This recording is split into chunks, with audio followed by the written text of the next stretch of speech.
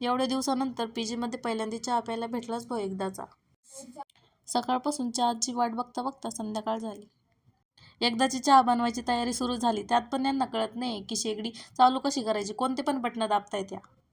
ही प्रतीक्षा करायचा तर काही पत्ता नाही, पण फुकटचे सल्ले देत होती. असं करा तसं करा. या पोरीने चहा बनवायला चालू तर केला, पण यांना अजून शेगडीचे बटणं कळत नाही. इकडून तिकडून बटणं कळाले तर यांना हे पण कळत नाही किती साखर टाकावा, किती चहा पावडर टाकावा. एक म्हणतंय चहा पावडर टाक, एक म्हणतंय साखर टाक. यांच्याकडे बघून काय मला वाटेना भाऊ आज मला चहा प्यायला भेटन. मला जावं लागतं काय यांना मदत करायला. चहाची चव घेऊन पण यांना कळत नाही चहा गोड झाला की कडू झाला. त्याच्यात एक म्हणते चहा पावडर टाक, साखर टाक. झाला भाऊ एकदाचा कसा बसा तो चहा. त्याच्यात पण यांनी आधी तर दूध वगैरे सांडून दिलं. जाऊ द्या भाऊ एकदाचा झाला चहा. त्याच्यात पण चहा झाल्यावर आम्हाला कळलं की आमच्याकडे चहा प्यायला तर भांडेच नाही.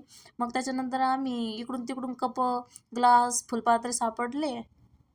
सगळ्यांना चहा देऊन चहा संपला तरी डोकून डोकून बघते त्याच्यात चहा आहे की नाही अजून.